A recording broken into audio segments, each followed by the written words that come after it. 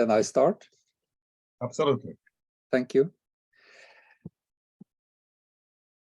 Yeah, how to start is actually quite difficult and quite easy.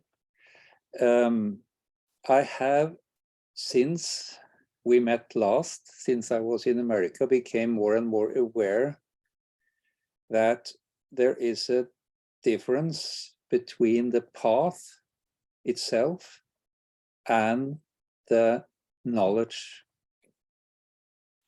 or the wisdom. So when you start to on a path into the spiritual world, you will be given information that is necessary for this path. It is almost like a road trip. You get a map, but the most important is that there are signs along the road where it is next right to Highway 42, you know, and Chicago to the left, and all this.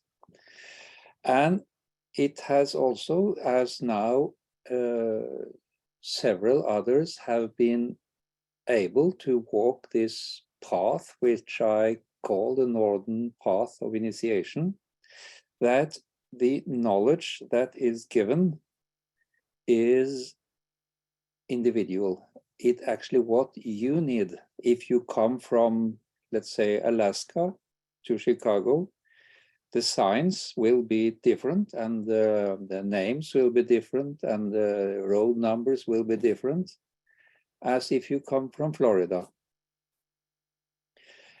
And they relate actually to this information that you are given, relate to what you need to do, what you need to refine, what you need to change, what you need to practice in your life, and so on, to be able to continue on this path, this road.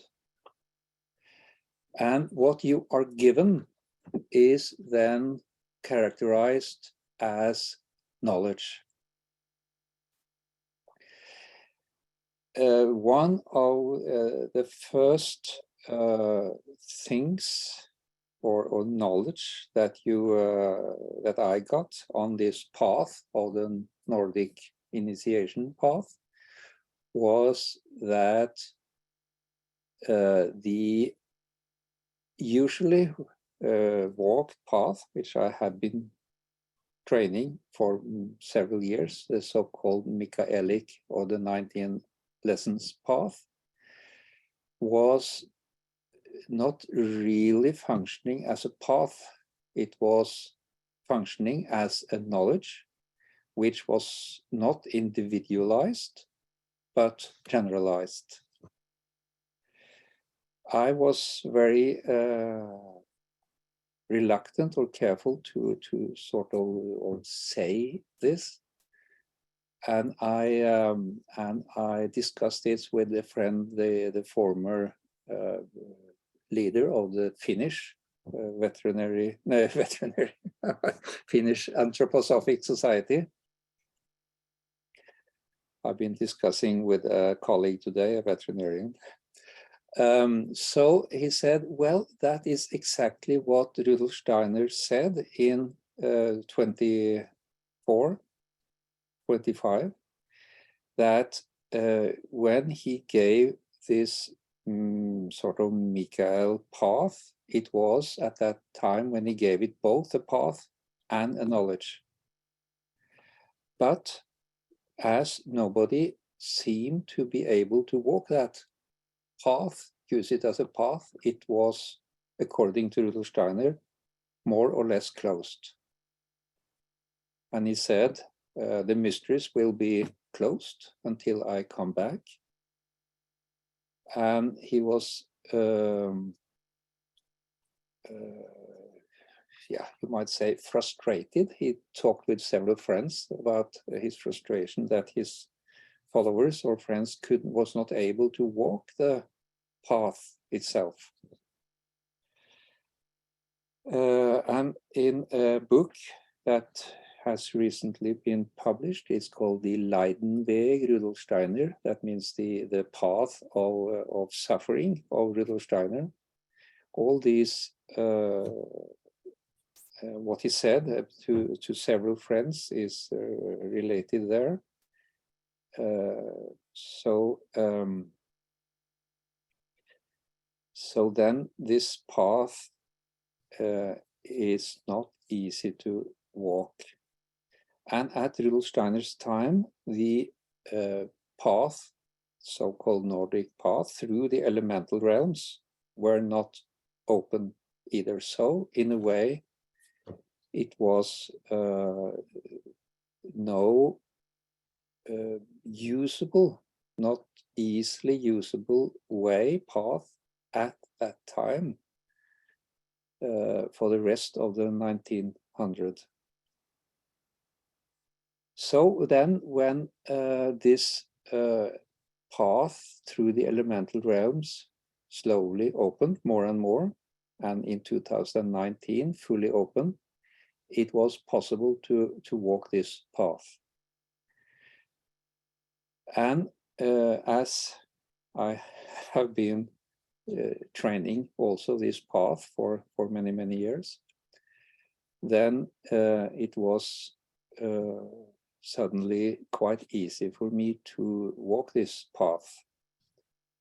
And I have been writing 3 books about how to walk this path, the Nordic path through the elemental realms, and meeting the guardian of the threshold, actually several guardians of the threshold, that give you the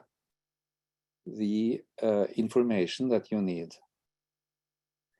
And I thought in the beginning that that was a generalized information, but as I said earlier, this is actually quite individualized. It is what you need to continue. And you will, for this path that we will now try to describe and walk with all who look on, you are meeting several sort of guardians, or not really guardians. There are guardians, but a combination with helpers giving you the information that you need to go on. The last guardian, I will just mention this because that was an example how this can develop. So I was at a certain stage, that was after I was in America, given the possibility of walking 2 directions, and one, Vidar, which is the greatest guardian or the advisor on the threshold, he said that now you can choose between the mysteries of the spirit or the mysteries of the earth. So then I chose the mysteries of the earth, or sort of the feminine mysteries. And at a certain area, which actually was the 7th layer of the earth, a huge guardian appeared, a mighty being, which I had never heard of or met before. And that was a woman, and she said, "I'm the 3rd." And I didn't know what she meant, the 3rd. So it took me 2 days, and then I suddenly realized that it was Anna the 3rd. So I asked, "Are you Anna the 3rd?" And she said, "Yes." And she is one of the really great guardians or advisors on the path of the earth mysteries. I knew nothing about Anna the 3rd. and I guess very few of you know her too. But then I went to Bergen, west coast of Norway, and gave a weekend seminar, and there is an architect who had been studying Chartres, and he said, yes, this is very important, because the whole north side of Chartres, which was the main seat of the Platonic teaching in 1200, in the 13th century, he said on the north side there, the whole north side, which is the feminine side, have two big oak doors, and just between these two oak doors is a huge statue of Anna the Third. That was the grandmother of Jesus. So suddenly it made sense, and she oversees everybody who go in and out of Chartres as the feminine guardian. And they knew this in the 1200s, but today it is almost totally forgotten. I have a picture of Anna the Third. In German, she is called Selbsttritt, Anna Selbsttritt. And here you will see Jesus and Maria and Anna. And you see the huge size of Anna. She's almost double as Mary. And she told me she is then the guardian of the passage between the earth mysteries and Devakan. So this is just why I mention this is because this is all the time developing this path into the spiritual. But the most important, and what we are going to describe now, is how you start on this path. Are there any questions, by the way, so far?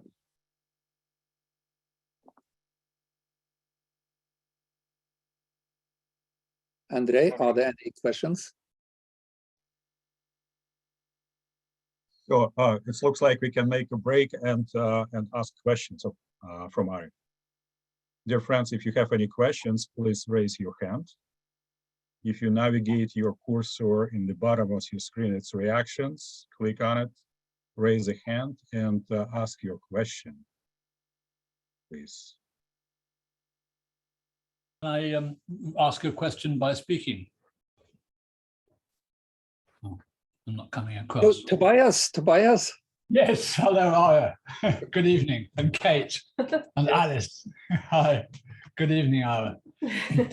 I hope this isn't irrelevant question, and please sideline it if it is, but it occurred to me that there's a connection between the path of the will that Steiner brings in True and False Paths in his Torquay lectures and the Northern Path.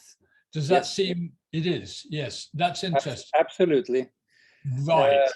And that is why I also have concluded that England is part of the Nordic area. Yes, yes. So Finland, Sweden, Norway, and England and Scotland. Right. Yes. Yes. Good. That's very helpful. Thank you. Okay, friend who is named administrative director. What's your name? I'm sorry. Who, me? Tobias. No, Tobias. I'm talking about next person with raised hand. Oh, right. Gotcha. Yes, administrative director. So this is how you label. Oh, this could be me. Yes, what's your name, please?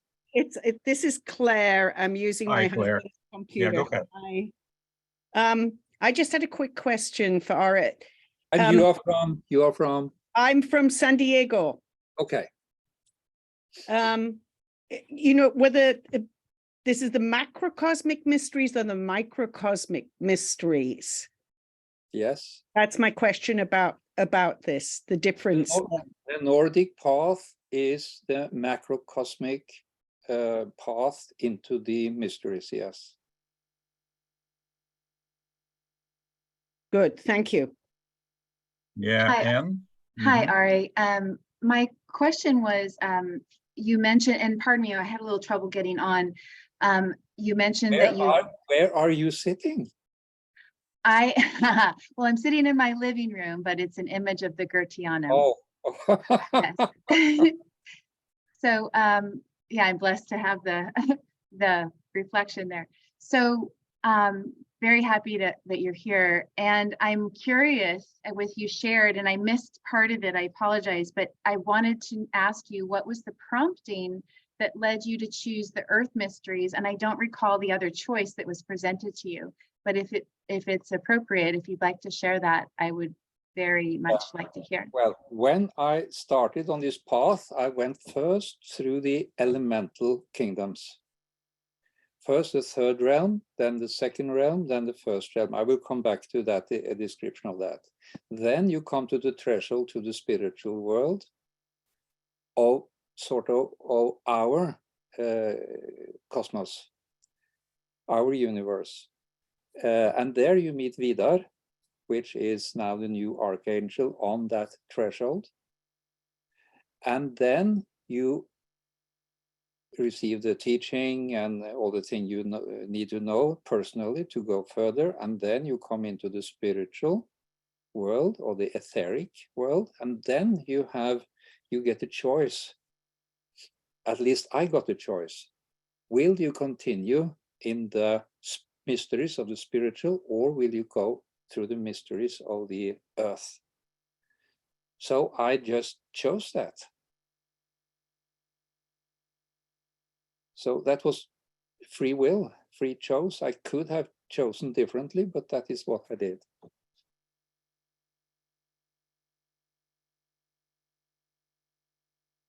Okay, thank you very much. Susan is next. Susan? Yes, hi, thank you, Ara.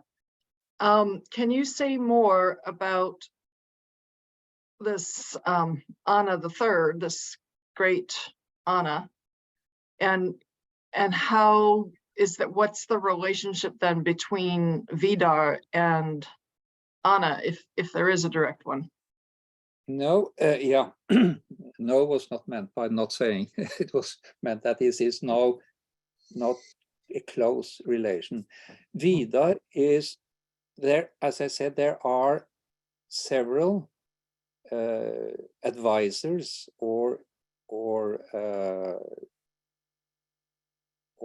guardians of thresholds. There is a threshold, a huge threshold between our illusionary world and the elemental world. And then there are smaller inside the elemental world. Then there is a quite big between the elemental world and the spiritual world, where Vidar meets you, and actually Balder too. And then you go into the spiritual world, where you can meet different entities. And that at a certain point, I chose to venture into this mysteries of the earth. And there, at the 7th layer of the earth, I met this huge, very important cosmic being, Anna. She is not a human being. She is actually a portal between the Devachan, the Devachanic world, and the what you might call the physical experience that we live in. And then you could she lets you into the Devachanic world and back into the material experience, which is of course also a spiritual experience. So and this is a very, very important passage or entity. And I was a little frustrated that I don't think everybody I've asked, Steiner has never mentioned her. So when I then realized that the great teachers of Chartres, the great teachers of Chartres which Steiner highly praised, they were totally aware of Anna the Selbstrit, or the third, as they made this huge statue on the northern wall between the two oak doors that everybody go in and out. And that is where I am at the present stage. Actually, that is who I communicate with now every day, is Anna, and I get more and more in Ave, yeah, in front of this entity. So I think it will be much more to come from this entity. If you choose the mysteries of the earth, which also is possible now, of course. They are also open because they are part of the elemental world. But first I want to describe, of course, how to start on this path. I was just mentioning some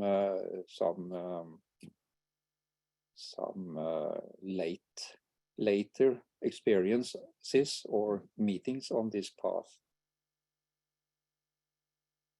And I wouldn't have mentioned it if it hadn't been that this architect in Bergen told me actually exactly that she is like she presented herself, which I didn't know on beforehand. That is quite important to me, to get feedback from others that, yes, actually Steiner said that in a private conversation. That is sort of fundament, the information I get. Except Anna, he didn't mention her. Yes? Okay, thank you very much. So, more questions, friends? All right, thank you. And so, I think we can go back to presentation. Yeah. So this was just an introduction.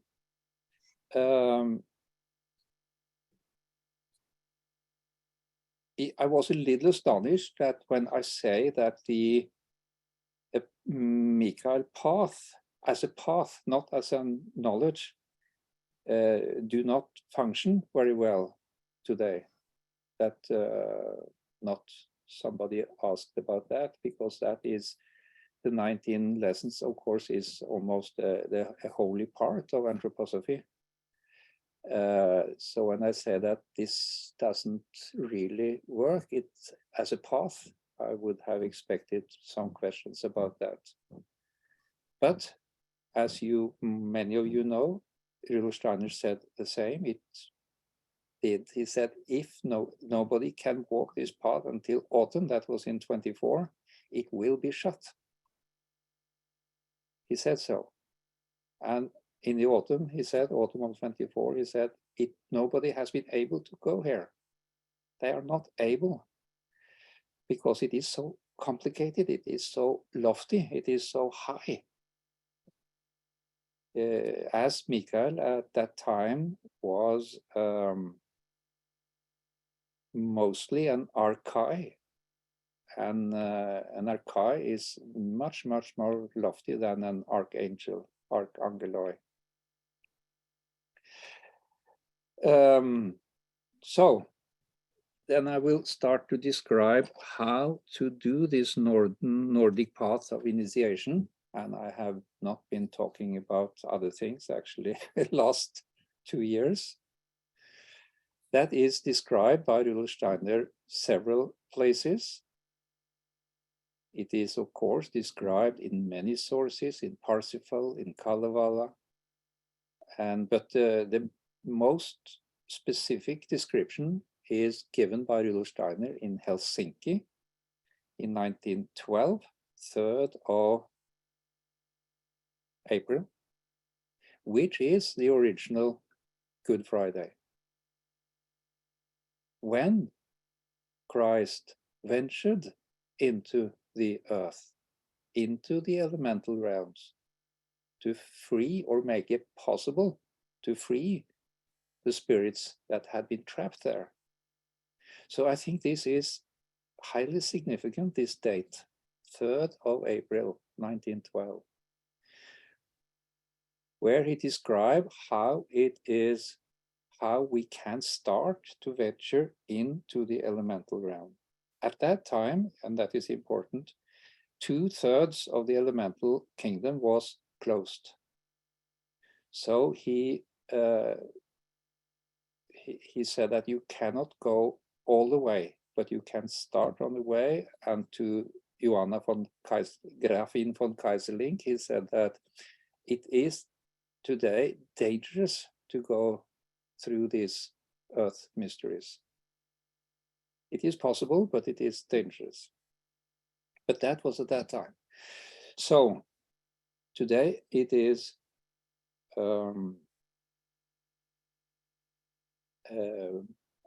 these messages, I'm not supposed to read them, no. He described you have to concentrate on some part of nature. It can be a tree, it can be water, it can be the blue sky, it can be the white snow, it can be the green meadows. He seemed to have liked the white snow better. And I have now, very luckily, the last days been able to practice on the white snow. And the white snow is actually quite easy. You concentrate on the white snow, and Steiner described you have to concentrate and concentrate and concentrate. And at a certain time, all the rest of the world sort of fade away, and you, in a way, fade into this white snow.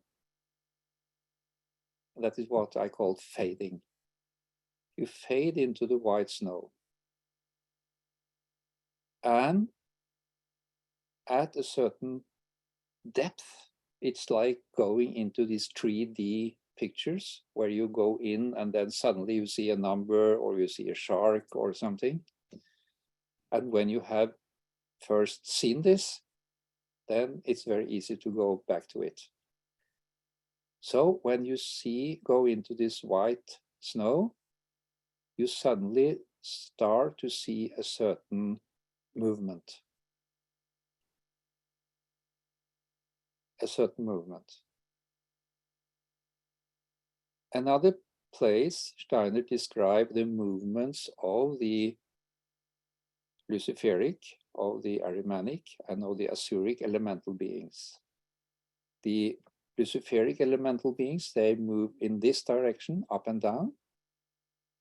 The Ahrimanic move in left, right, and the Asuric in front, back. So these 3 movements you start to see. Usually you see only one movement first, because what you meet first are the more Luciferic elemental beings. And they move more like this, up, down, or in a circle, like a whirl. And then when you go further into this movement, you start to observe, or maybe I can say see. And a face or an entity. And at this point, I will have to make describe that this with see, because it comes later.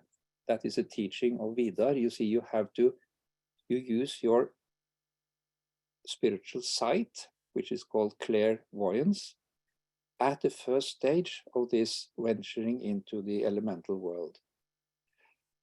But then Vidar make you aware that this might be a trap. Because in the clairvoyance, is it's very easy for the adversarial forces, especially the Ahrimanic forces, in connection with the Asuric forces or entities, to sneak in and give you a false clairvoyance.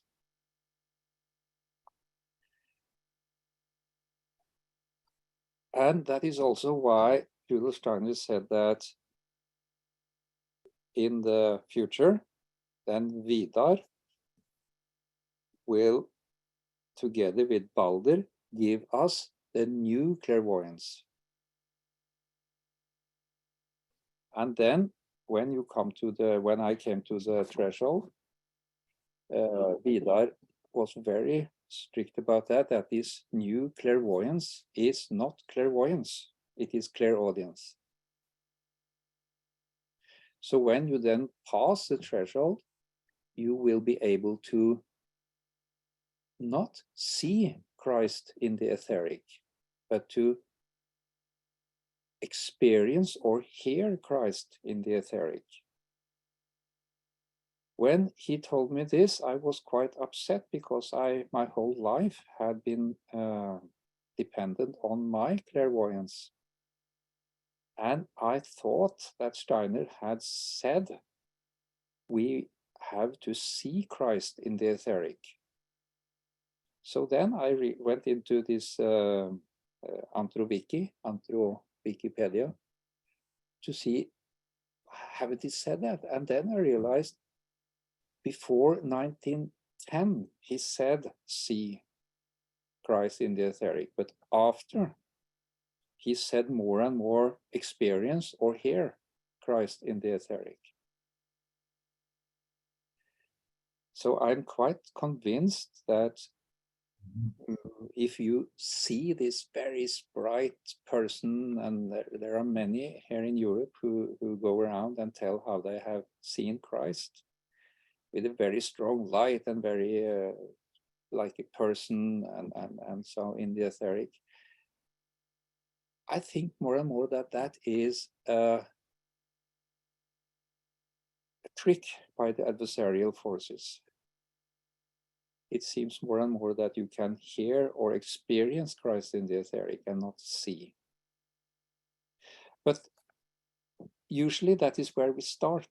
So he said you have to change, and that is the new clairvoyance. So it is sort of right, you have to change the clairvoyance into clairaudience. But it seems that you have to start with clairvoyance. So when you fade into this snow or tree or flower or actually whatever, fade, you really have to do this with all your power and concentration. You have to fade into it. Then you start to experience or see actually in the beginning this movement.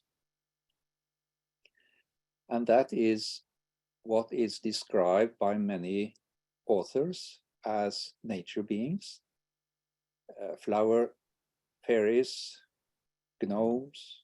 Gnomes are usually the first you see, the elemental beings that belong to earth. Then you have the elemental beings connected to the water, air, fire. So in this is when earlier in my life, I thought that was all. That was just the third realm of the elemental kingdom. But then you can go further.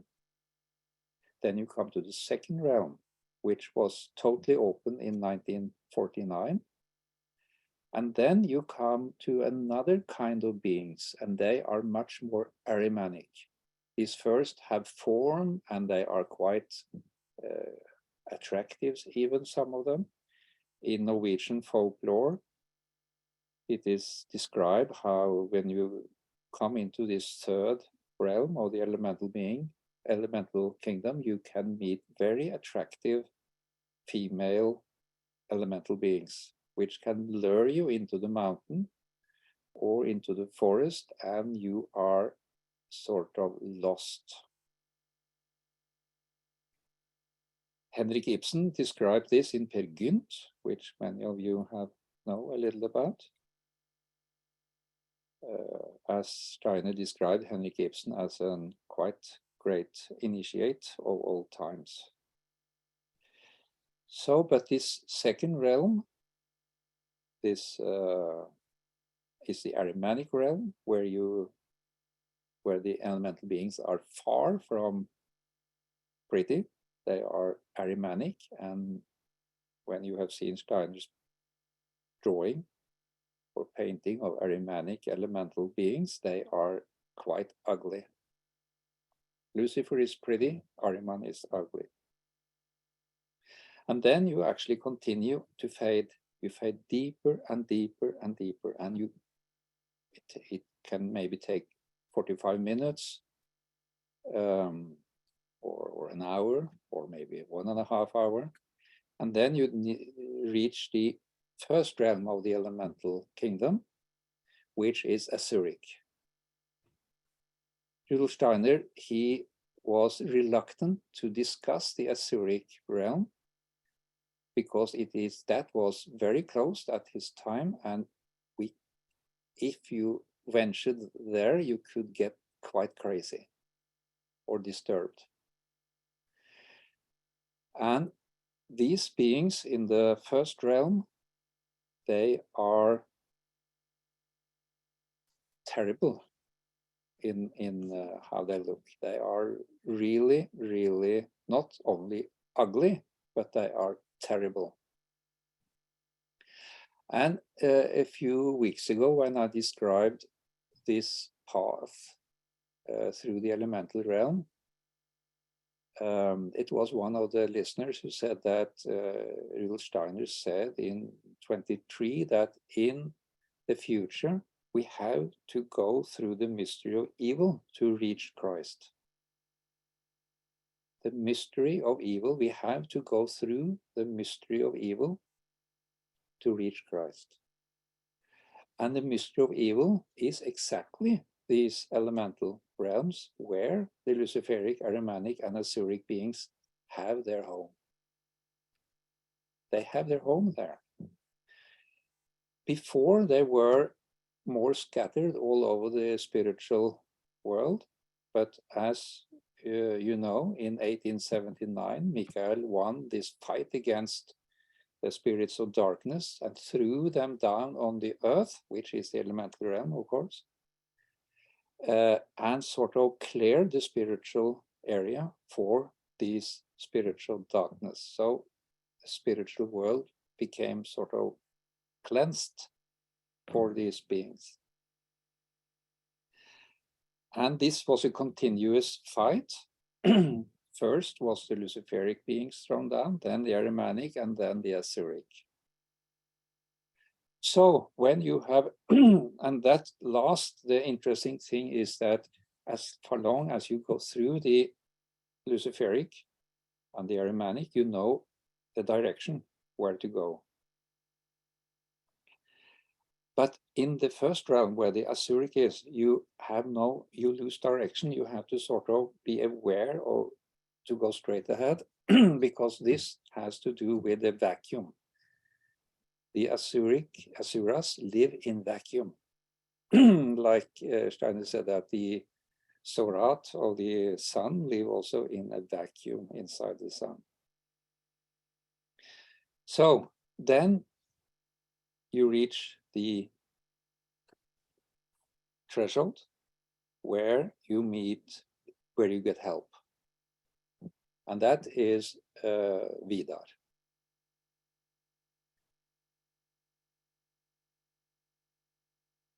And he presents himself, because I always ask when I meet these these spiritual beings, I always ask, who are you? Who are you? And they say their name. So I asked, who are you? And he said, I'm Vidar. At that time, I had not much idea who Vidar was either. So the camp hill very close to where I live is called Vidaråsen. That means the little mountain of Vidar.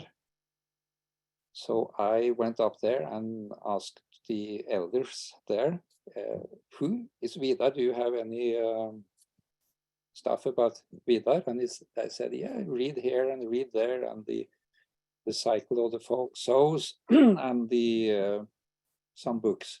And then I found that, yes, Steiner had definitely described Vidar as the new archangel, which will help us on the way into the spiritual.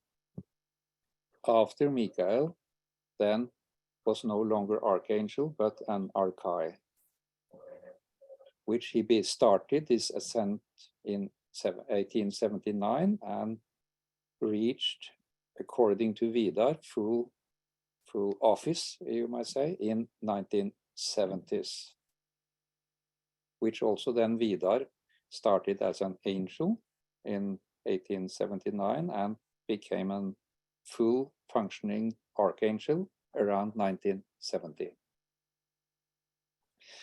So when you come there, then you have done the work. Then you have to go on individually. Like I described, you can choose this way, you can choose that way, you can go through the earth mysteries, the spiritual mysteries, you can enter the Devakan, you can actually travel the spiritual world.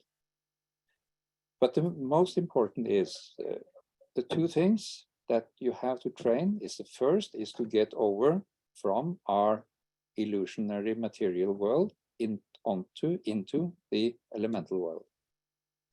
And then past the elemental world, the three realms with the different inhabitants, which at the last part will frighten you. And then you reach the threshold, and then you meet Vidar, and then there is no more problems actually. So what I want you to train, and that is today so important for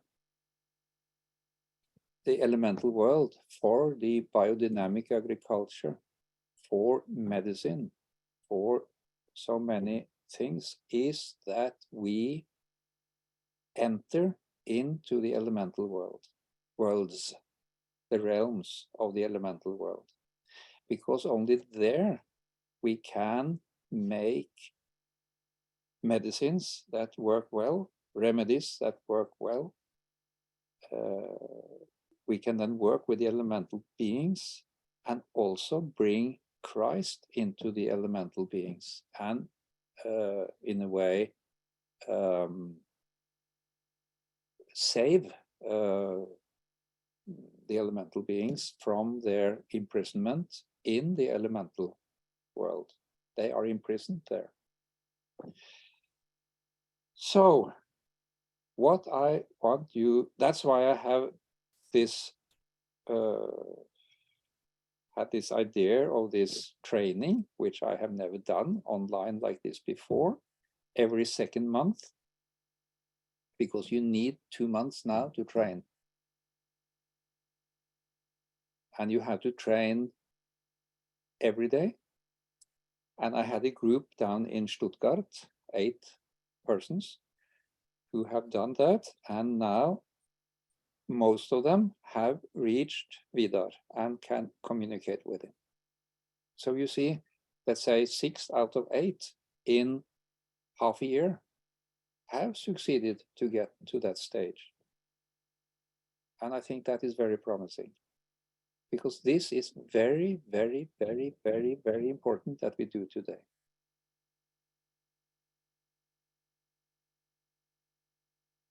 Any questions? Now I describe the path. In the first section, I described a little about the knowledge, and now I describe more the path, or you, as you say in America, path. I speak English actually, path. Yeah, dear friends, any questions, please raise your hand. Okay, Anthony, yeah, go ahead. Unmute yourself, please.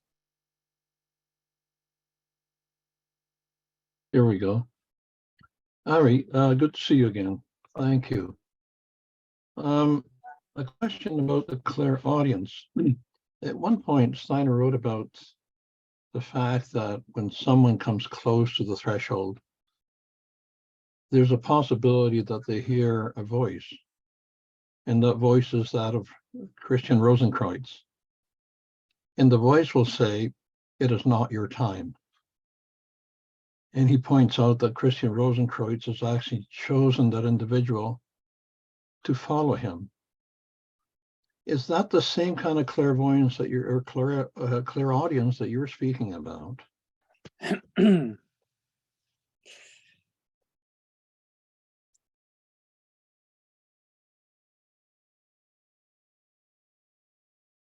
That is a very difficult question, because I have become more and more aware that this path is individual. So what Steiner met, what entities he met, or what he heard, that was for him. And he tried to make it general, but I don't think it is the same entity, also Christian Rosenkreuz, necessarily, but you have to change the clairvoyance to clairaudience for not to be fooled or tricked by the adversarial forces. So that is for actually everything. The reason I brought that up is because I had that personal experience. Yes. That it was actually crossing the threshold, and I knew that I was crossing the threshold. Yeah. It was a very peaceful experience. I was being strangled. Yeah. And it was a very peaceful experience. And that voice was very clear. It certainly didn't come from my thinking or anywhere else. It just simply said, "It is not your time." Yeah. And at that point, I found the strength to loosen the grip. And, yeah. Maybe that was then too early at that time for you. Maybe it is now time. We can try again. That is why we meet several of these entities. For example, Christian Rosenkreuz. We can meet even Rudolf Steiner, Peter Duno, Vidar, spiritual entities, Anna, Skytianus, I have actually met up there too. And they all help in their different ways. And you are told, okay, this is not here now, go rather that way. And I was asked, why did I choose the earth layers? Well, maybe I was actually led there. Maybe I didn't choose it totally freely. So, but the most important is that you have to be open to hearing more and more. The light is a danger. One brief question, I'll be finished, make room for others. But again, Steiner spoke of Vidar when Vidar was asked to go to Norway. Yes. He said that he had to be Christianized, I believe, in one of the lectures. And I wasn't quite sure about that, because I'd assumed that because he came from Echterstein, he would already Christianize at the time. So a little confusion for me there. Yeah. Well, Steiner said very clearly that Vidar had been working with Christ for thousands of years. He had been the guardian angel of Buddha. He has been there. Vidar was there when Jesus was born. He is definitely Christian. He is the face. Sergei Prokofiev have put it all together in this book. He has a chapter on the Vidar mystery in his book, the cycle of the year as a path of initiation, where he describes all this path that Vidar had together with the Nathan soul for thousands of years. So, well, that's what I can say. And he is, as he said also, he is now the face of Christ towards human beings. and he also is working from the north. And Rudolf Steiner also said that today, or there will be, he said, that when I say today, I mean today, the grail will be given out from the north. So it seems that the north today is very important for the spread of the etheric Christ. Thank you. Thank you very much. Leon is next. Leon, unmute you. Hi, Are. Good to see you. You too. My question, I've had the sense for a long time, as you call it, that the 19 lessons are not a path. And I say path too, because I'm born in England. And my question relates to the British Isles in this approach. I'm very inspired always by St. George, the patron saint of England, and many other places. And my name, Davies, comes from David, the patron saint of Wales. Have you come across any entities that relate to these or others in the British Isles?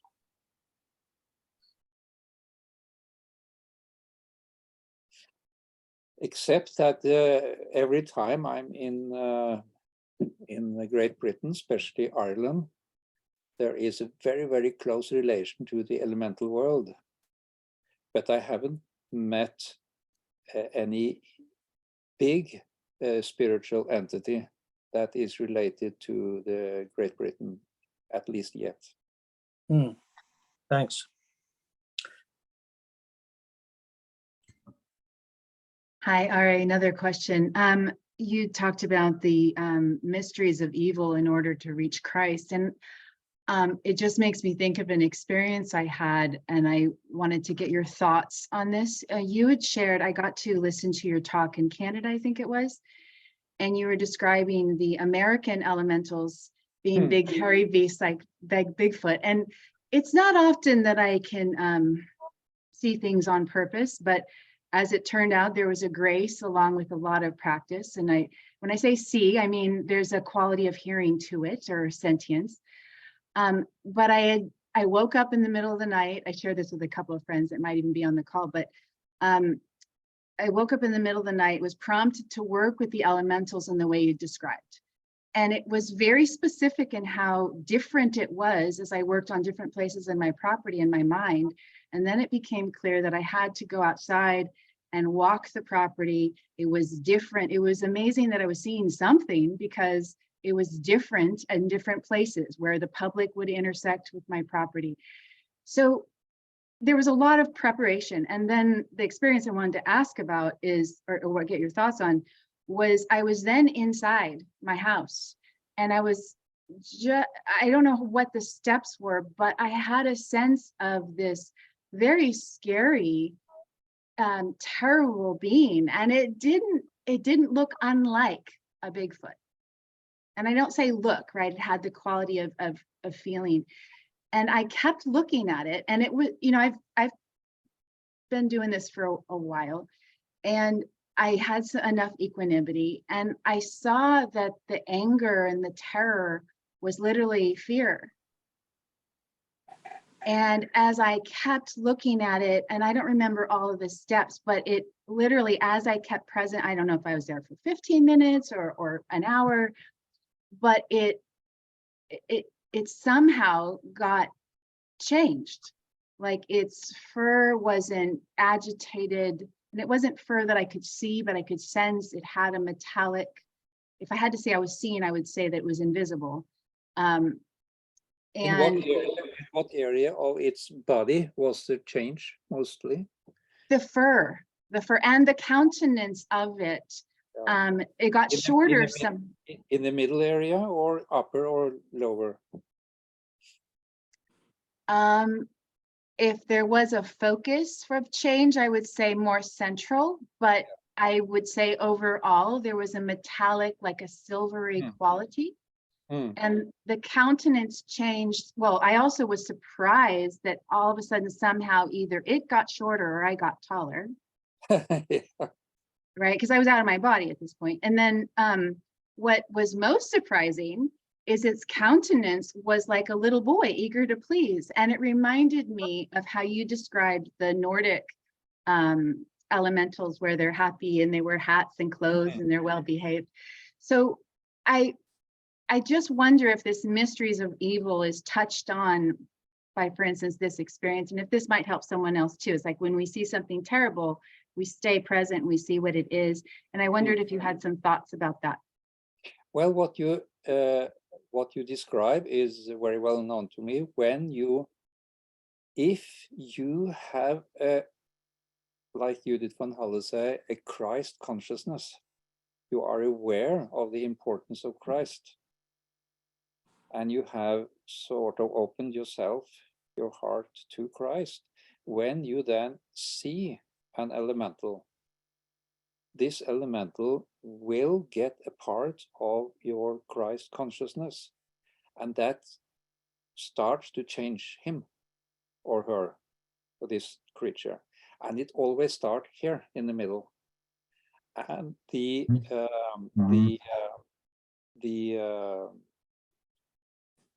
might say actually the radiation from his body, her body, its body, become more luminant, or it might be experienced as metallic. Metallic is glittering, glimmering.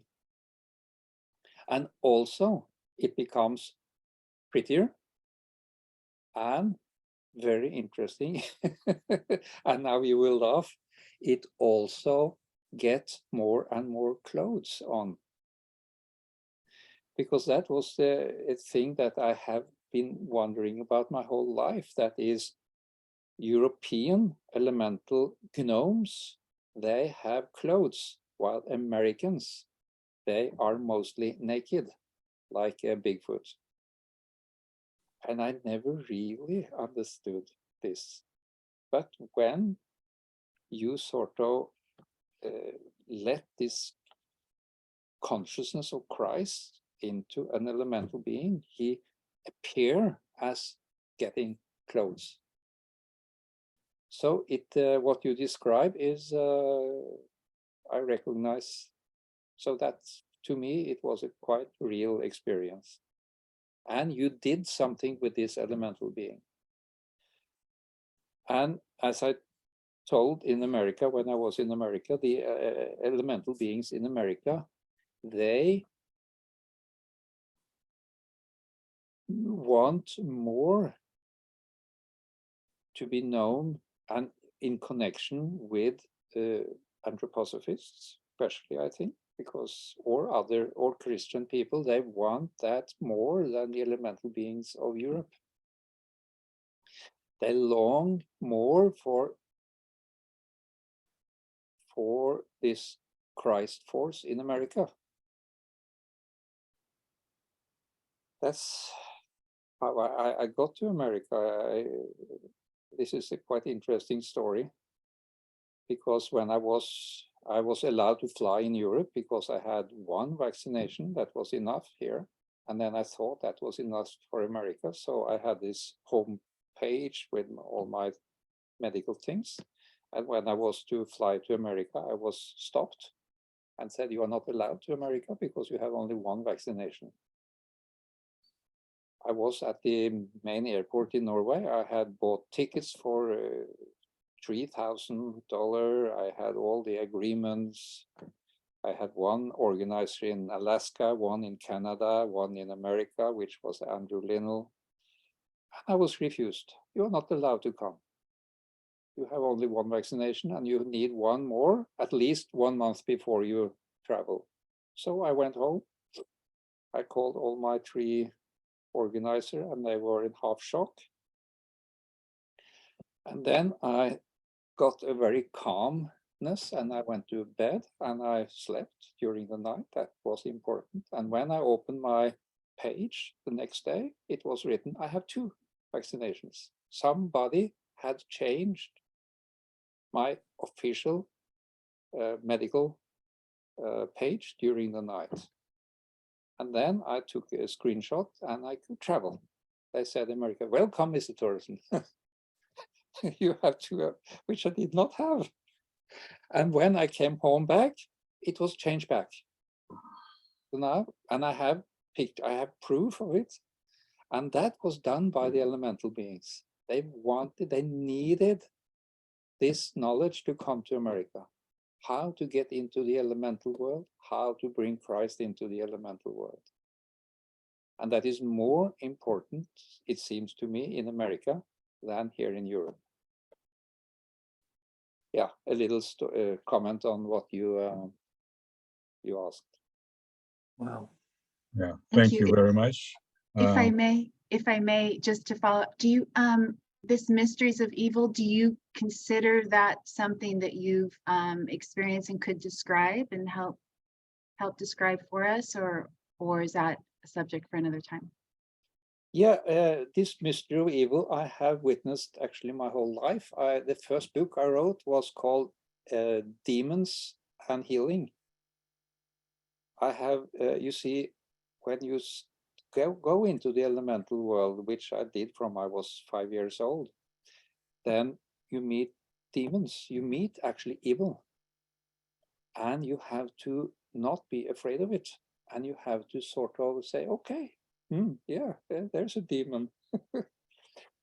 And that is the mystery of demon. The mystery of demon is, then the mystery of evil is that the evil is not evil. And that is the mystery. And when you go through the elemental realms and you found that one evil, the one you met, just wait till you come to the second realm. And just wait till you come to the first. They are really evil. You will be terrified if you have not gone through the third and then the second and then the first, because then you get used to it and you realize that they cannot actually hurt you.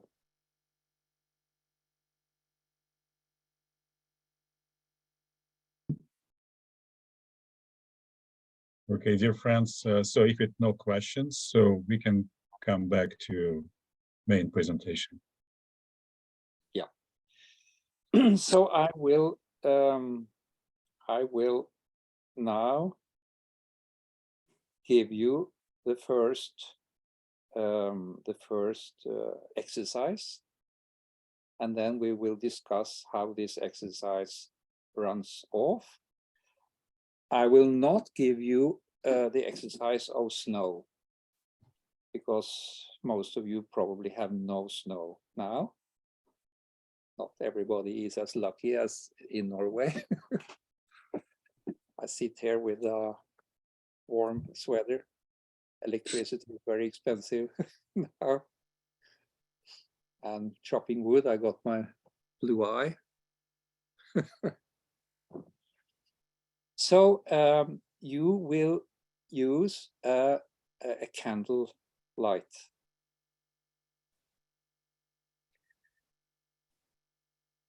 So if you all could take 2 minutes and get a candle and have there, or yes, it would be nice if you could do that. So I give you 2 minutes to do that.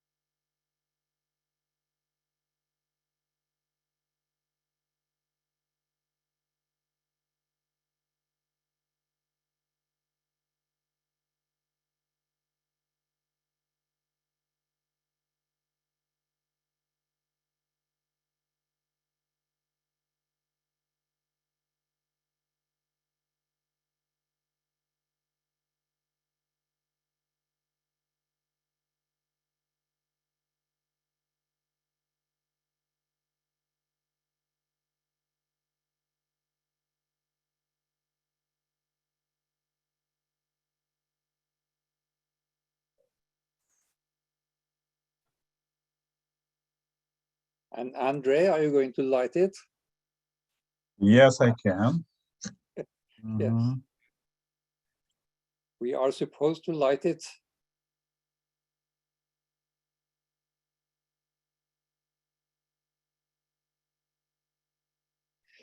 So do most now have a candlelight?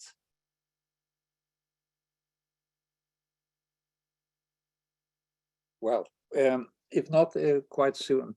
So what I will want you to do, I've done this now in quite many countries, this exercise. And some think that 10, 11 minutes is enough. In Stuttgart, they said that that was too little. They wanted 15, 16 minutes. They were more concentrated. It seems that Germans are able to concentrate a longer time. But I will think about, let's say we will try 12 minutes. So now I will ask you all to fade into and not think about anything else, not anything else. But you fade into the flame for 12 minutes. I tell you when 12 minutes is gone. And then when you see a movement and always, and that is what Steiner said too, always in the beginning, when you start to observe something in the spiritual, you ask yourself, is this real or is it not real? Is it just imagination or is it not? You will always have that question. So in the beginning, just believe in what you see, believe in what you experience. And then you see if it is real, then it will be starting of a path. If it's not, it will not be the start of a path. So it's better to be positive, be open to what happens, and do not question it too much. And if you see a slight movement, try to go into the movement. Okay, is this clear? Yes, it is clear. Thank you. And then we will talk again in 12 minutes. I will then say, break the silence. Okay, good luck.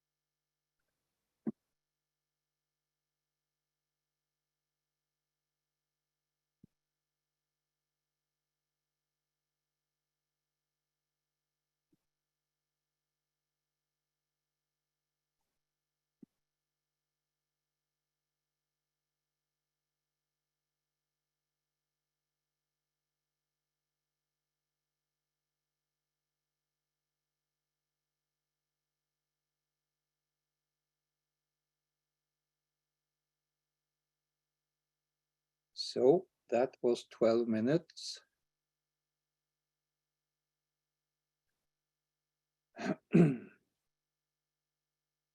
I will just comment while I've sat here. I will comment on why I ask you to choose a light. You see, when somebody is dissolving, when somebody is dissolving, when the stearine is dissolving into gas and flame, it is much easier to get into the elemental realm. And I remember one time Rudolf Steiner was sitting with a friend, and he took sugar, had a cup of coffee, and he took sugar in the coffee. And then he was sitting watching and watching and watching this sugar dissolving in the coffee, and in totally quiet. And then this friend asked, what are you doing? And he said, when the sugar dissolves, I can go into all this elemental realm, this world of elemental beings that is related to the sugar. And that is a sort of a demonic part of the elemental realm. But always when things are in change, in dissolvement, in when sugar is dissolving in coffee, or the light, or snow is melting, ice is melting, it is easier to come into the elemental world. So that's why I ask you to do a light. So what happened? Did anybody experience something, anything?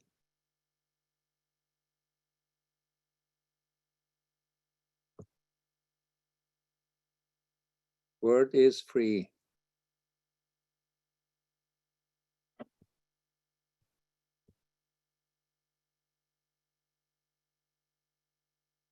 Yeah, Yaya has raised hand.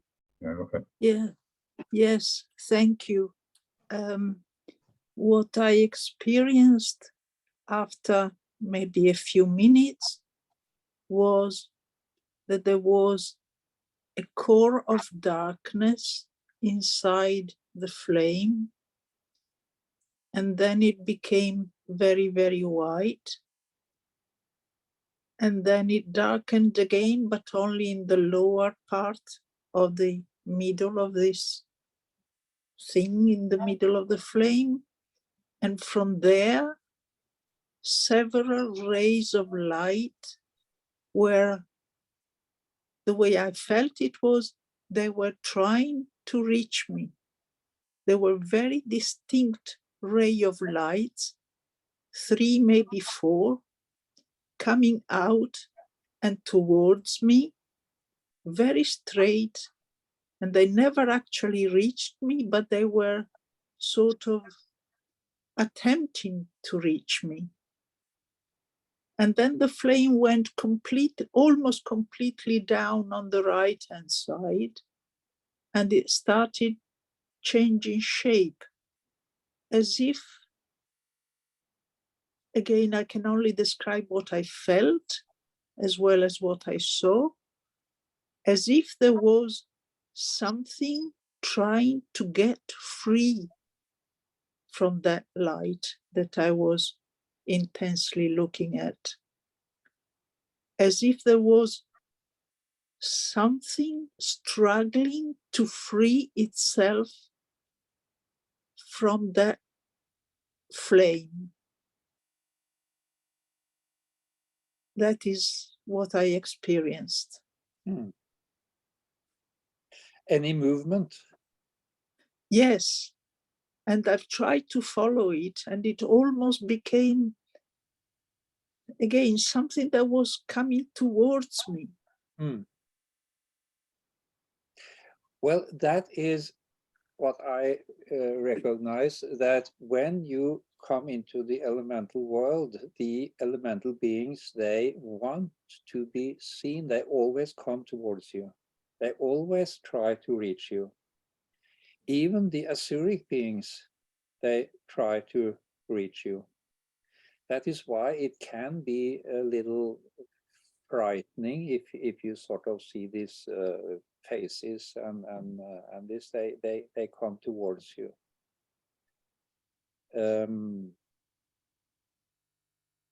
It is very important because when you look at a light, you get these changes in the retina, of course, in the pigment of the sight, and it you must try to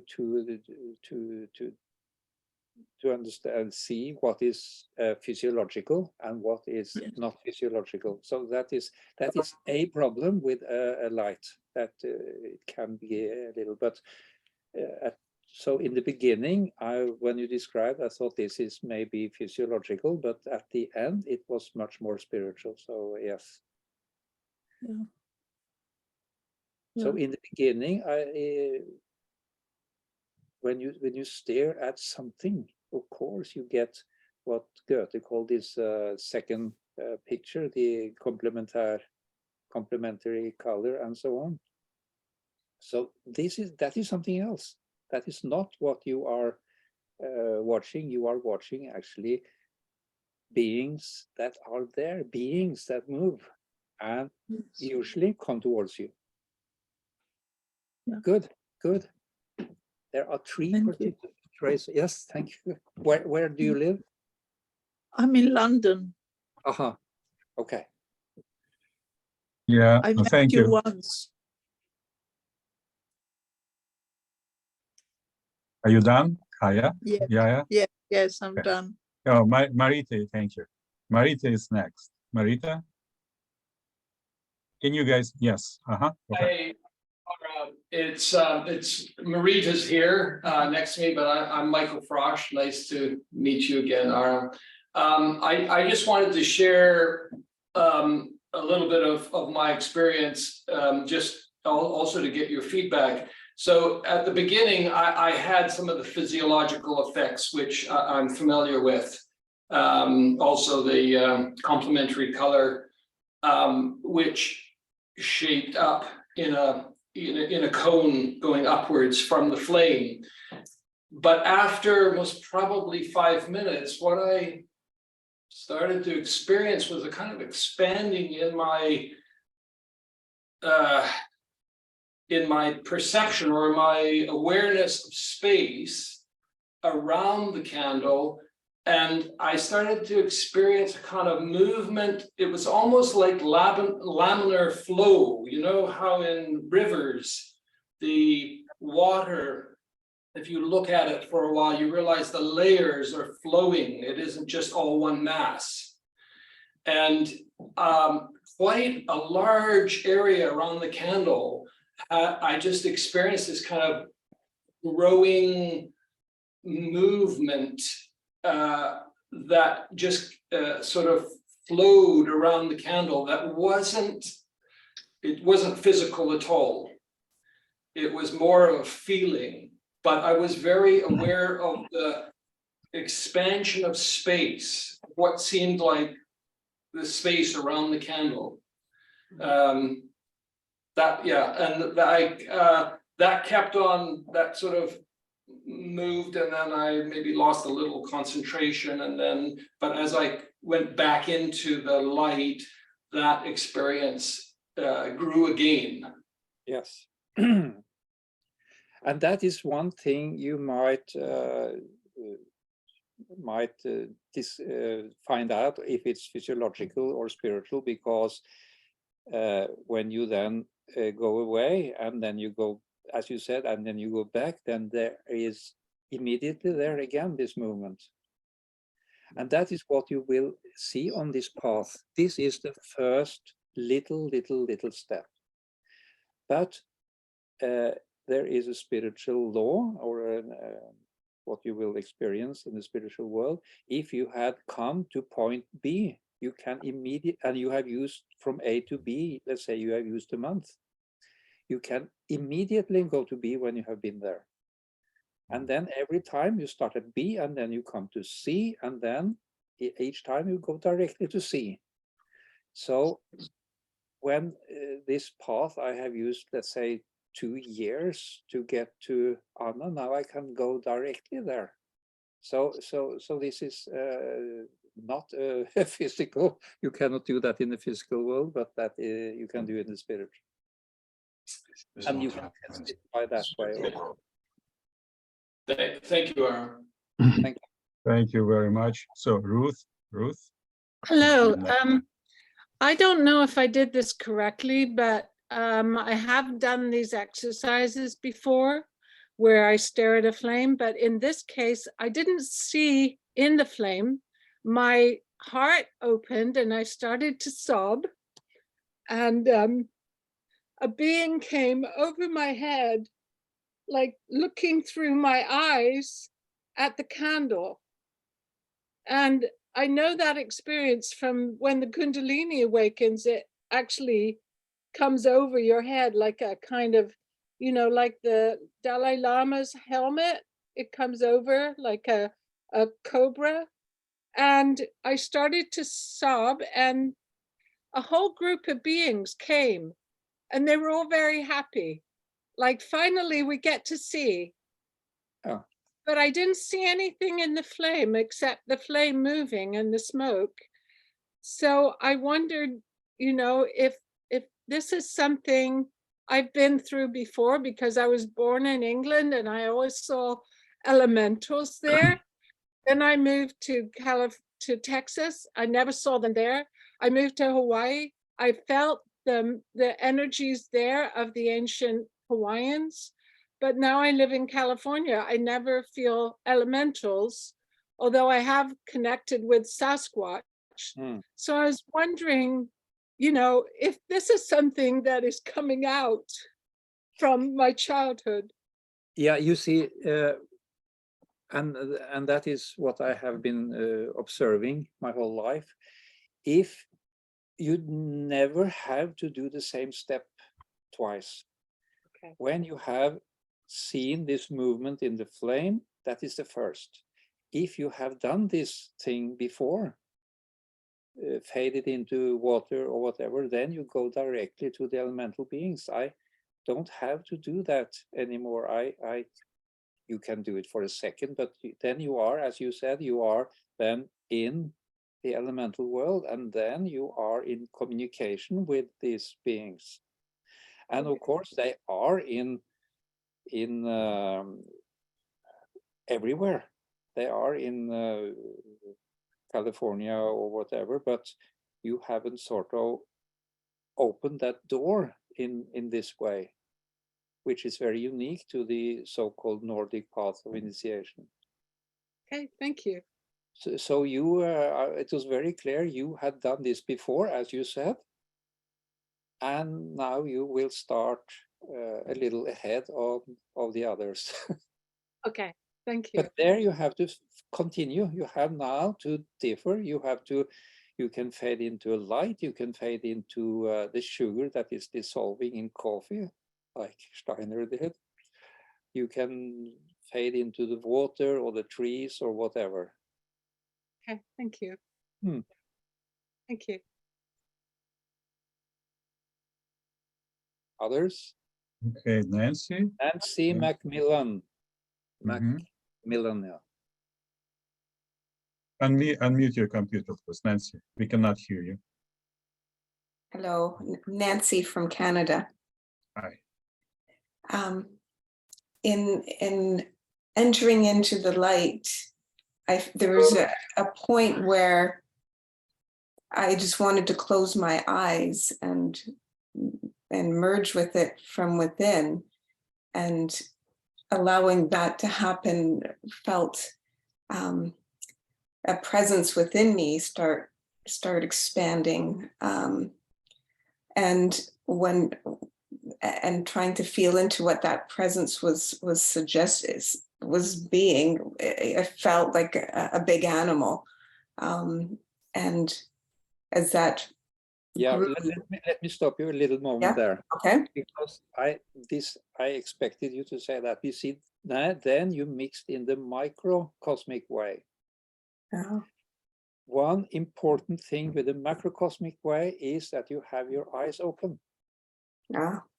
if you shut your eyes, you will mix more or less of the microscopic or the inner way, not the outer, not the microcosmic. And that is often you can get into animal shape. So that is not what you're going to do. Okay. This is the Nordic way. You went suddenly into the Eastern way.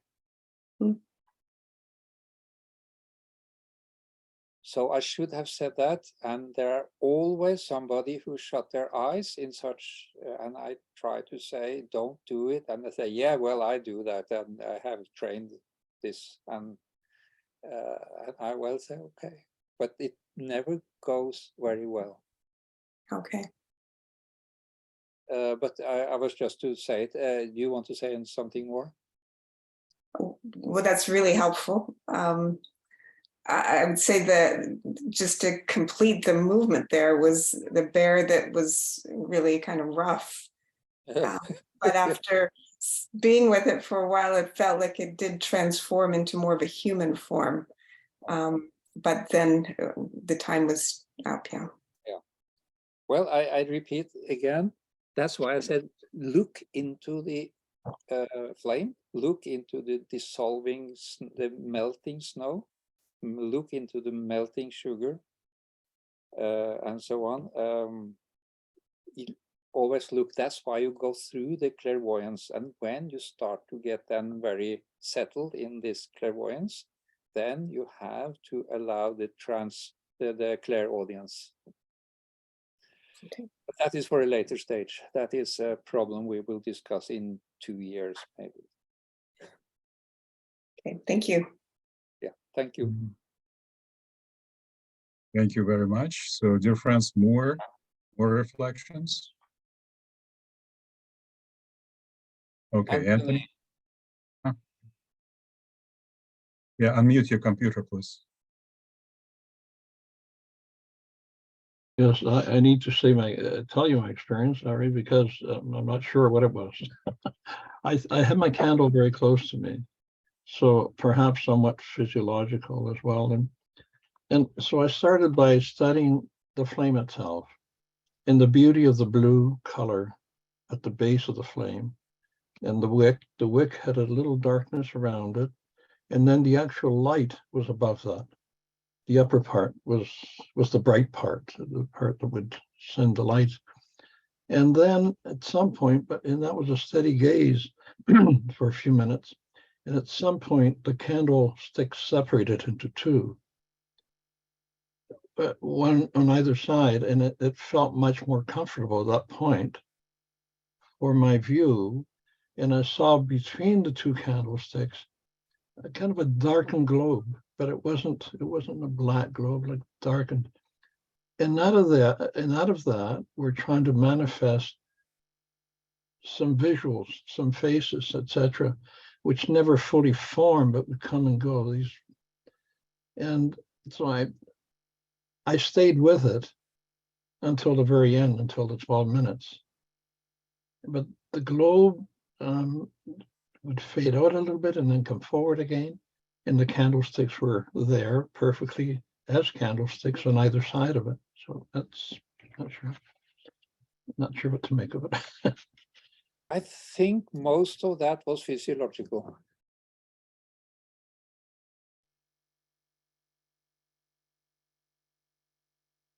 Try next time with maybe something else.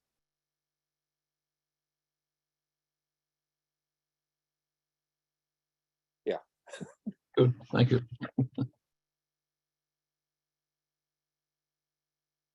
Okay, thank you very much. So, so if no questions or no observations, so we can continue, Ari. Yeah. Well, this is actually what I wanted to bring. That is to push you into training this every day. You have to do it, let's say, once a day at least, maybe twice a day, and it takes only 12 minutes, so it shouldn't be that difficult. You can do it when you sit on the toilet or wherever. And then you will see every time you do it, you get a little further in.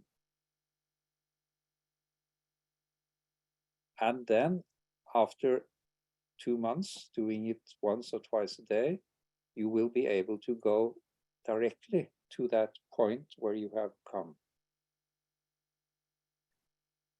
And then we will discuss, because there is actually not so much to discuss until you have trained this now for 2 months.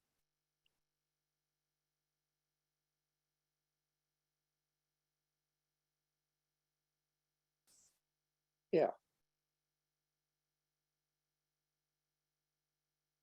And it's important that you do this. It is very important. That is, in my opinion, is that the only way to today enter the spiritual world and also go into the elemental world. I haven't talked about that, but Andrew could have talked much about that. But to master the 3 occultisms, I think that you have to go into the elemental world to master the 3 occultisms. You cannot do it from this world. And according to Steiner, need of the times, that is of crucial importance that we do. So we have to do this, my dear friends. We have to do it. You cannot just not. But that's why you are here, I guess.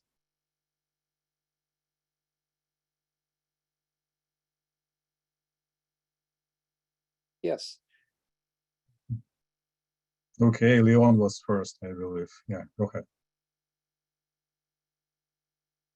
What Anne shared prompted a question from me. And this is about being Christ-centered as you enter these realms. It's pretty clear to me that you and Anne are Christ-centered. But what about someone who isn't? For instance, I shared a car, a co-driver, from Nova Scotia, moving to California with a girl who had just graduated from university there. And she was quite atheistic and materialistic, and we had lots of conversations on the trip, almost arguments, but good-natured. And when we arrived in California, she had to go to a motel rather than her home, I think because they had guests or something like that.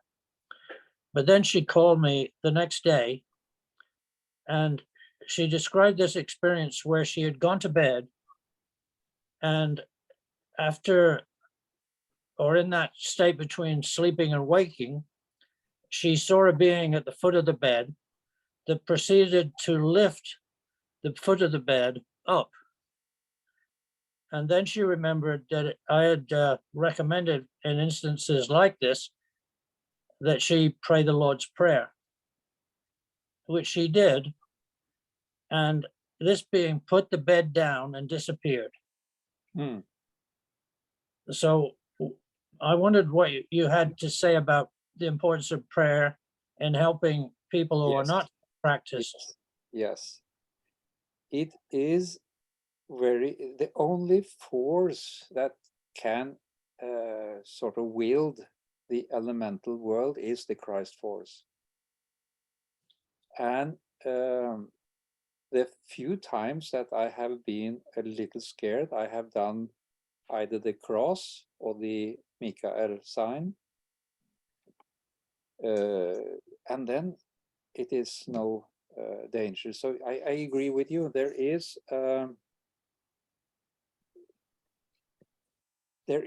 a certain importance to be aware at least, that we are to bring our obligation, our future obligation, and maybe present is to bring Christ into the elemental world. That is, we have to have a consciousness about that. I totally agree. But even in my younger days, when I was 10, 15, I was not a Christian. I actually defined myself as an atheist. It's quite surrealistic. I went into the elemental world. I talked with elemental beings, and I was an atheist. But I was not aware of Christ. That came later. So you can go there without a Christ consciousness. You can do that, but I think it is much better to have a Christ consciousness. And at the end, that is of crucial importance, because that is what we are going to bring into the elemental beings. I would just say that I was raised in a home that wasn't very necessarily religious, but I would regard my parents as being Christ-centered in the same way that, you know, Steiner talks about the philosophy of freedom being Pauline and Christian. He never mentions the word in the book.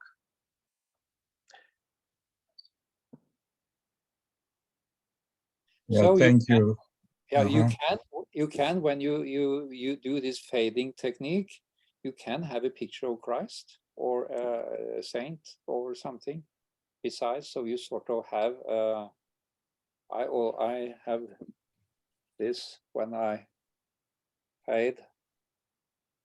So to remind you that this is a greater strength or force.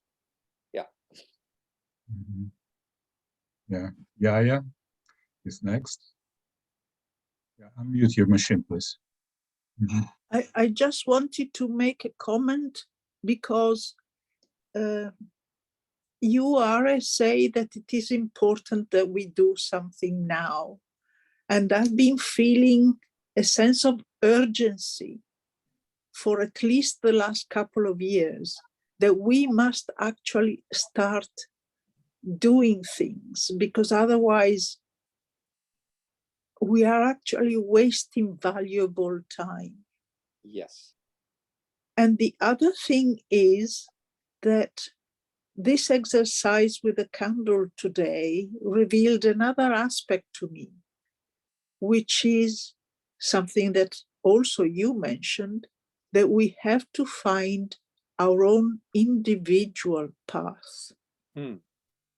And the observation of the flame is a good means for me to allow what is ahead of me to come towards me so that I know where to go.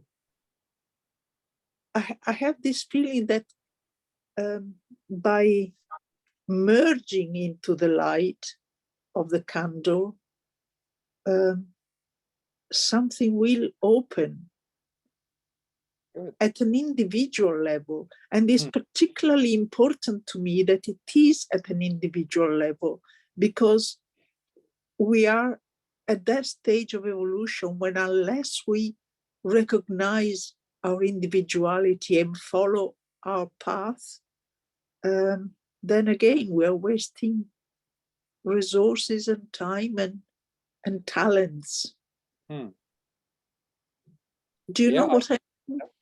Yeah, I must underline what you say. That is, the path into the spiritual world is not the same. It is much more individual than we sort of get the impression from the 19 lessons, where it is sort of the guardian say the same to everyone. He does not do that, actually. He do not do that. Yeah. It's quite different. Yeah. Because we are on very different stages. We have different number of lives behind us. We have done different things. Maybe we have an initiation here and there and so on. So it will be very different. That is very Yeah. important to be aware of. Yeah, at times I almost felt I was a heretic because because I had a feeling that my path was not the same as the one that everyone seemed to almost religiously follow. Yes. I felt that I really needed to find my own path. Yes. And what you're offering us is precisely that. And I'm incredibly grateful to you. I will be grateful if you do this path. I All of you. shall. There are 69 here now, and I think if everybody do that now in 2 months, once or twice a day, it will also work as a group. We will help each other in ways that we do not oversee at this moment. Thank you. Yeah. So Grant, hello. Yeah, go ahead. Yes, hello. Ari, some of us in Canada are also blessed with I remember snow. you. Yes, thank you very much for remembering me. Some of us in Canada are blessed with snow as well. Can you say something briefly about fading into snow for those of us that have it at hand? Yeah, choose a day with where it is slightly melting. You see, that is the importance actually by fading into something that is when it dissolves. We had it was every year we have all the anthroposophic doctors in Norway, Denmark, Finland, Sweden. They meet and have exercises. One year we were heating up all the 7 metals. And when gold and silver and copper and so on was heated up, then the elemental beings actually appeared. They came, they showed themselves. Those who were less clairvoyant, they needed higher temperature. Those who were more, they needed only actually a match under the iron rod. And this, as I told you, I was thinking about this story about Steiner, who looked at the sugar in the coffee dissolving, and he saw whole worlds, events in that coffee. So try to do that. The light is dissolving when the snow is melting. It has been snowing, and then you have 1+ degree the day after. That is perfect. Thank you. Thank you very much. So Marita. Michael. Hello again. Yeah, it's Michael here. Hi, Michael. Sorry. No, that's fine. It's Marita's screen, and Marita's here, and also Linda Frosch is here, and we're in Vancouver, by the way, just so that people. Yeah, welcome. Welcome. There are 2 things. One are I just wanted to share my impression from one of the lectures you gave during August, which I think we've watched via video. So thank you, whoever videoed those. It was very helpful. Was when you spoke about the story of the hobbits, and that we are like hobbits, and we need someone to like Gandalf to sort of tempt us or kick us out of the door to get us into the wide world. And that as I remember, you were giving that as an analogy for making this step to actually begin to move into the elemental world. So that really stuck with me, and I just wanted to share that, both to acknowledge that story, which I thought was a really nice analogy, but also in relationship to what you were just talking about, which is the importance of doing this work at this point in time. Yeah. And that brings me on to the main question, which is, I would really appreciate it if you could say something about, so the elementals are they are in the elemental world, so they're aware of they have an awareness. What is it that is hindering them from actually relating to the Christ directly? What is it that requires human beings to be able to actually Christianize and bring Christ to the elementals? I hope I could ask that question. It was quite clear. And you might say, why is Christ necessary? Why is human being created? Why is God there? There are questions that are not so easy to say why.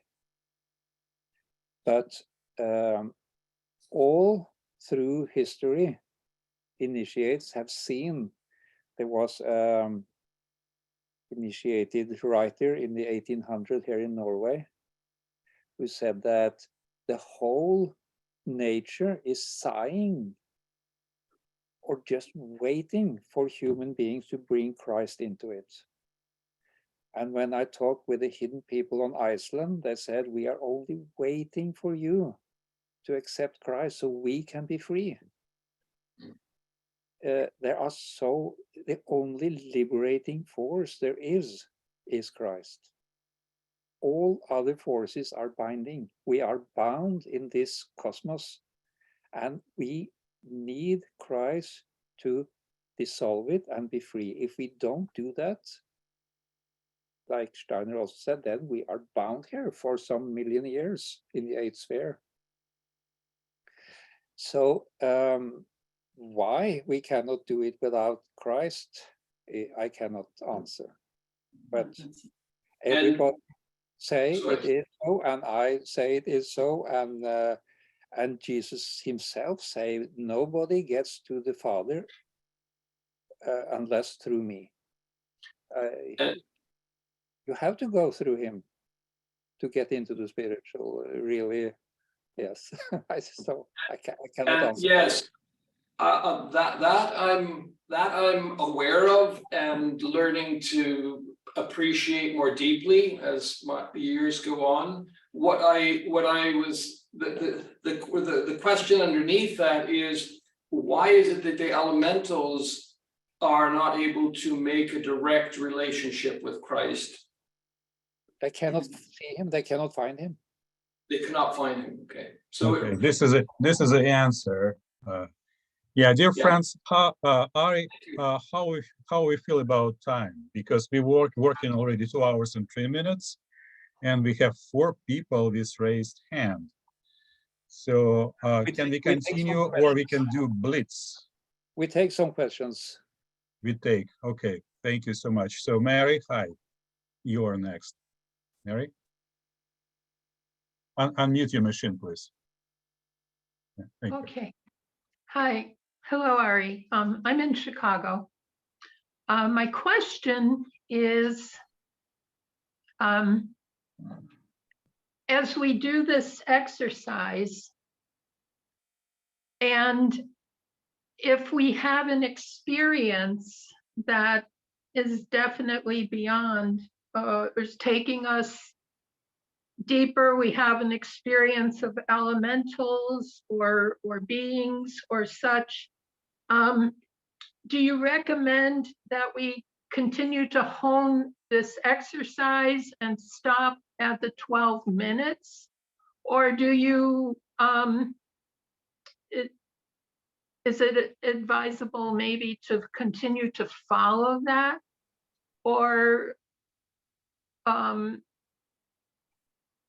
is it better to switch to a different substance rather than a flame, maybe the snow or a flower or, something else?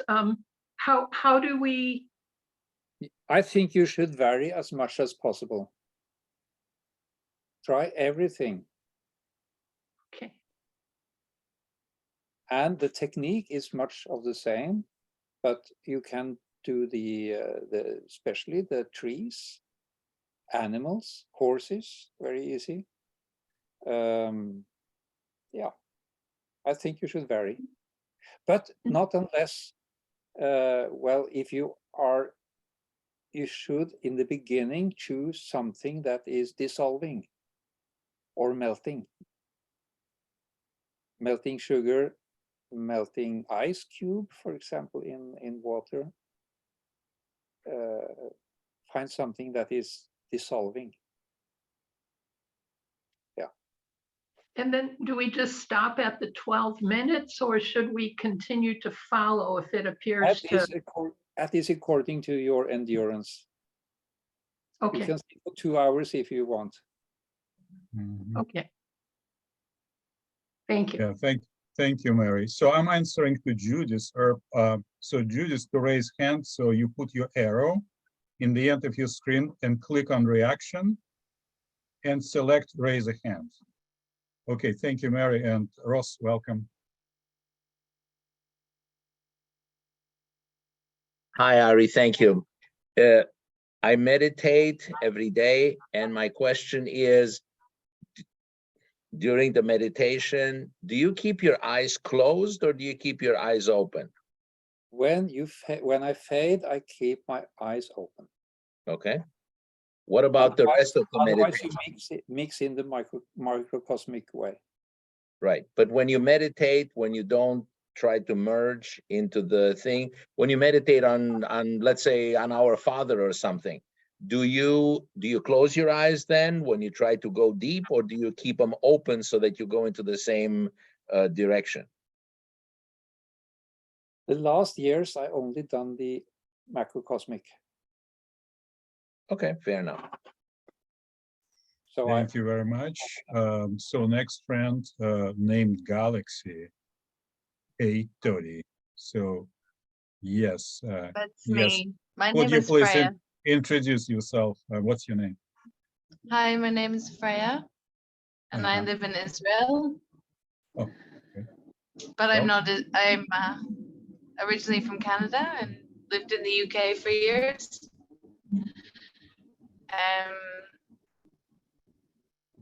Okay, what is your question? My question is, okay, how do you separate your experience of Christ's love from an experience of struggling with religion? Because I feel like I can connect with Christ's love, but I have a lot of issues with organized religion. It has nothing to do with organized religion. It has only Okay. to do with this entity called the Christ.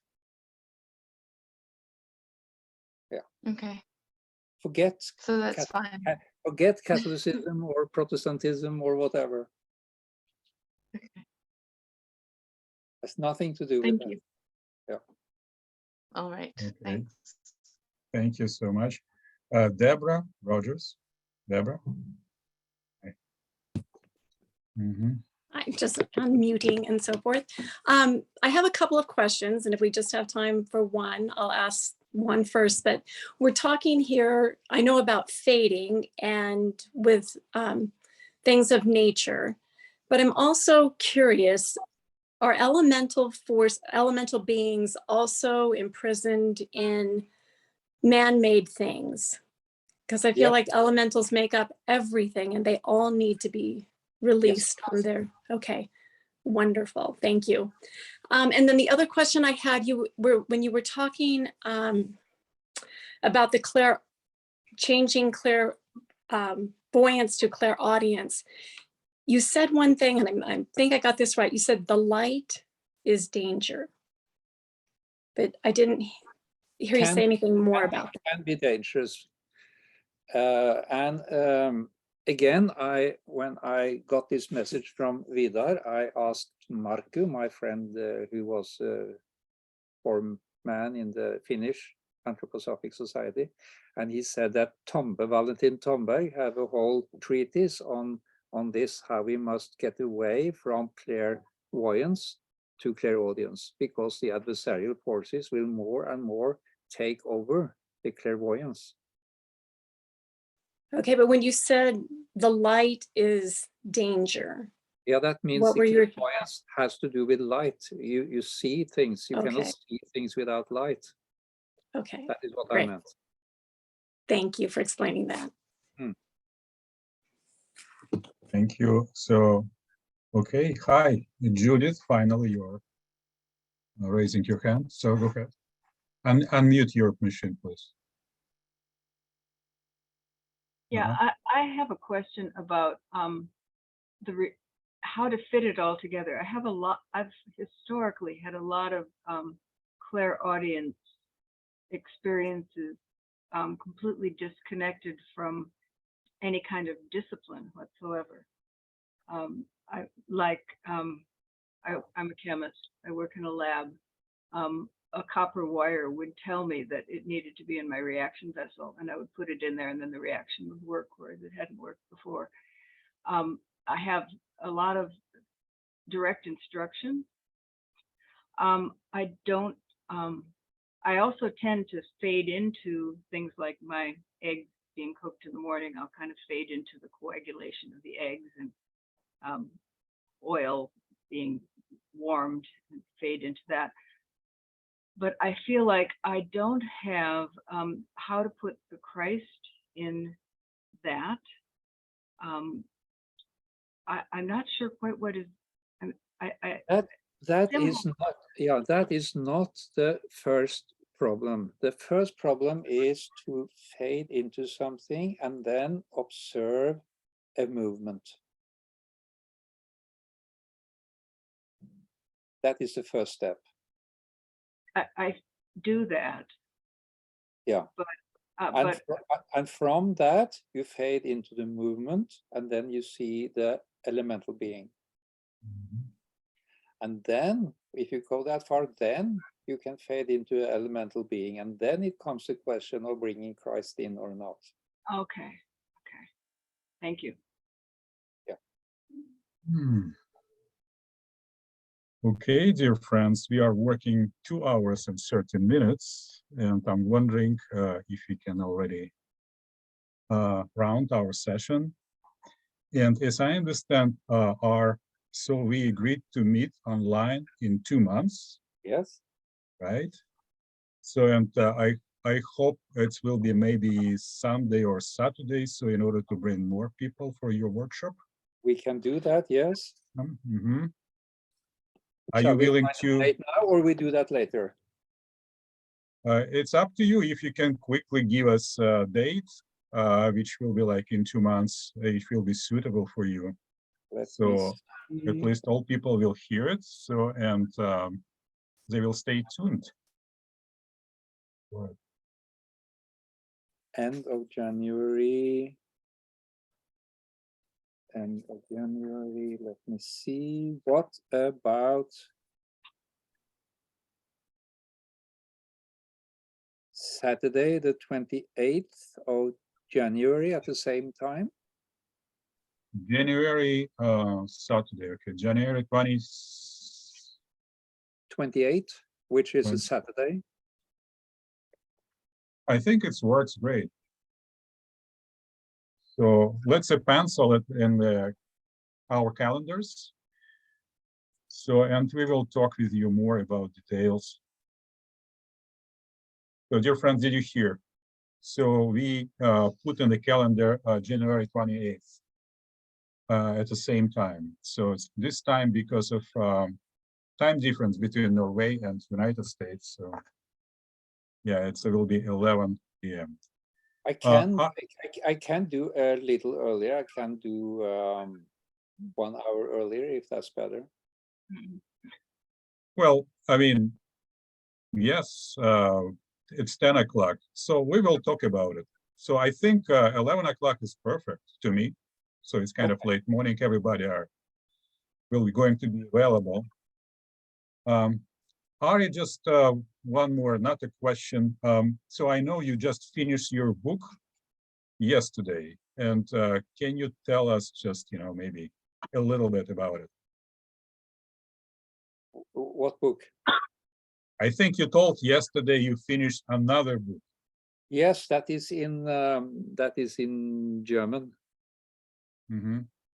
So, and that is what I actually told in the beginning, especially the meeting of Anna the Third and the Earth mysterious path. And that will come in English in August next year, I think, or September. Because Temple Lodge, they say to me that I write too much, so they cannot economically publish more than one book a year. So they're already doing it too much with me. So You're writing too much, yeah. Okay, yes, okay. Thank you so much. So dear friends, please feel free, unmute your computers and greet and say thank you to Thank you, Ari. Yeah, Thank and you. Thank you, Ari. Thank you, everybody. Much appreciated. Thank you, Ari. Thank you, Ari. Thank you. Bye-bye. Much love. Thank you. Thank you, Ari. Wonderful. Thank you. And thank you for Thank you very much. Very grateful. Bye. see you in Thank 2 you. months. Thank you, one and all. Thank you, Ari.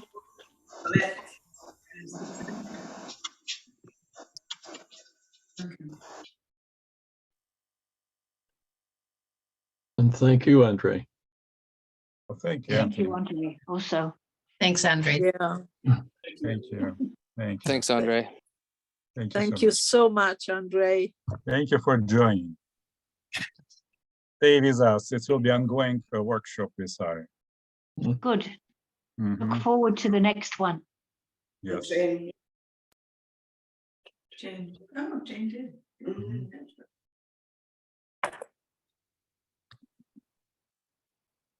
care, dear friends.